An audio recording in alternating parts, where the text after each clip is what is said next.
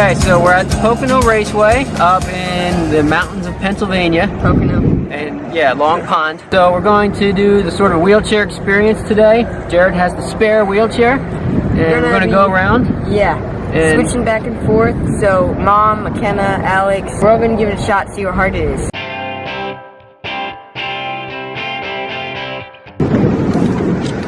he's practicing this time. What? I'm pickpocketing. He's practicing pickpocketing. To use some skills.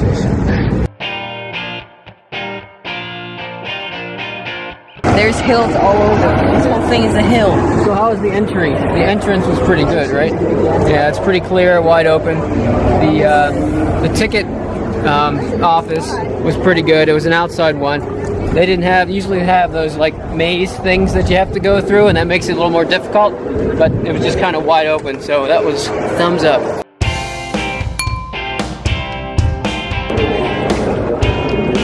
This is 5 minutes in.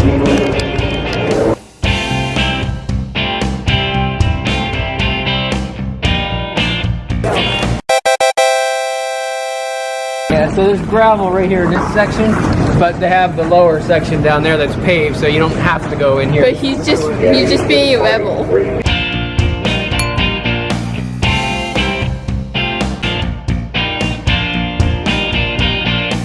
In the past, we've sat in the wheelchair section that's the lower portion leading into turn 1, and those seats are fantastic to see the whole track. Unfortunately, the ADA has deemed those not wide enough, so we had to sit in the upper disabled section. And the bad thing about those is there is some fence that hinders the view when you're sitting in a wheelchair, and there's people sitting in front of you. So we sometimes left Brian and went and sat in the lower section if there was really something we wanted to see. There is another great disabled seating section at Pocono Raceway. It's as the cars come out of turn 3, and you are behind seats and there's a fence in front of you. But the fence does not block your view too much, and the seats in front are down lower, so even if the people stand, you still have a really good view of the cars coming out of turn 3, going all the way down the front straightaway and into turn 1. So that is actually where Brian spent most of the race watching the IndyCar race this year.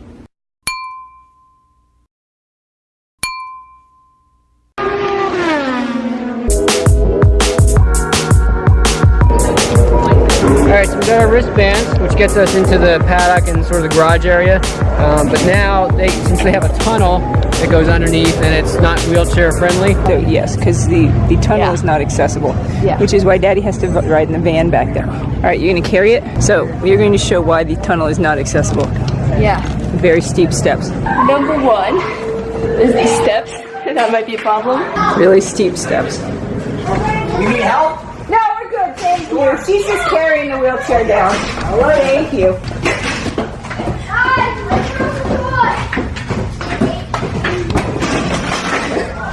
That worked well for you. No one's making up the big hill. Now the big hill. Just be careful.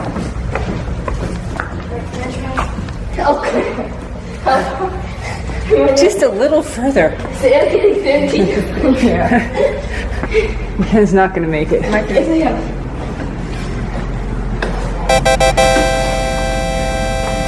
You have to go out, and they have a transport that drives you all the way around the track into the infield, so we have to go get that now.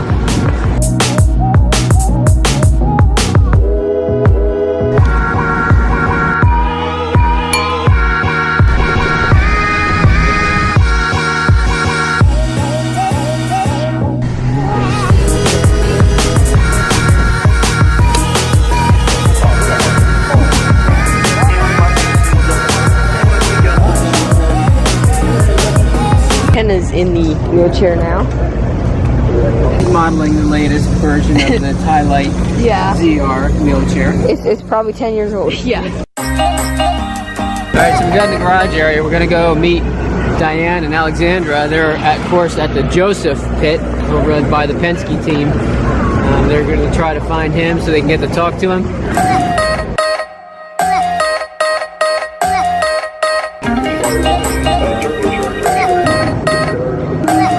Hi! Tires. And here is Joseph's pit. Looks like you got got the second spot.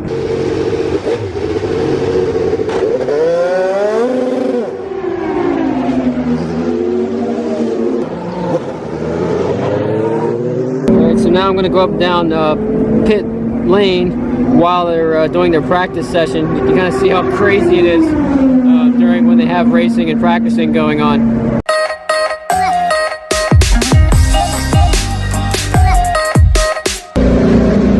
Alright, Makenna, what do you think of accessibility? You've been in the garage area and the pits a little bit. It's not that hard, like, good as like accessibility. It's just my hands. Yeah! Oh man, they're dirty. So next time I'll wear gloves or something. Yeah. It's good to pack some of those like wet nap type things, those little, you know, hand wipes to keep your hands clean. Or if you wear gloves, that's fine. But in the summertime, it's a little rough. Your hands get all sweaty. So you have to decide you want dirty hands or sweaty hands. Yeah. So you've had it pretty lucky though. It's been all pretty much just flat. Yeah, it's right? kind of just asphalt and just around the garage area, so it's just flat. Yep. And all there's stuff like this where there's like asphalt chipped up. There was one time to get to the pit fence, I had to go down a lip and do grass/gravel and then go up that again. So that was hard. That was the hardest part. Yeah, grass and gravel, especially gravel, is tough to get through because the front wheels dig And in. it was both of it. It was grass and gravel, like literally this. And I still feel like a little guilty because like people are being like extra nice to me, and with this one guy high-fived me, and it's like I'm not actually in the wheelchair. Wait a minute, I thought it was because people liked me. You're saying it's because of the wheelchair? That's why I married you, honey. Oh, great. Wish I would have known earlier. I don't think that's what those are there for. All right, now it's Alex's turn to get her hands all dirty. Okay, so I feel really bad now because with Alex in the wheelchair, because she's so little, there's all these people looking at her and smiling like, oh, look at that poor little girl in a wheelchair.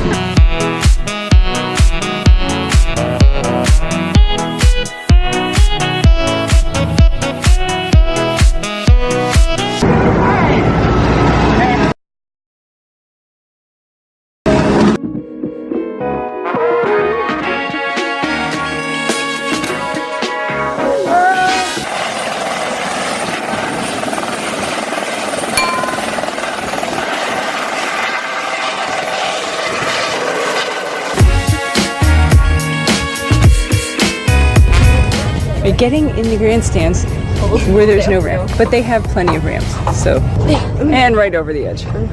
Here, let me help you.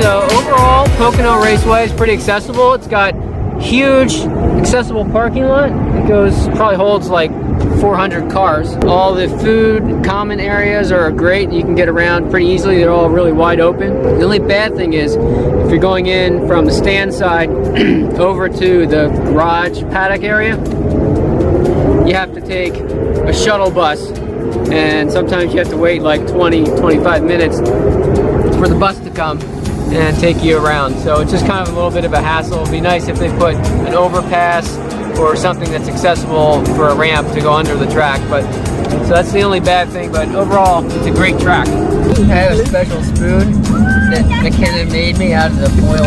It was my genius idea to use the foil top of the little applesauce container and make it into a spoon.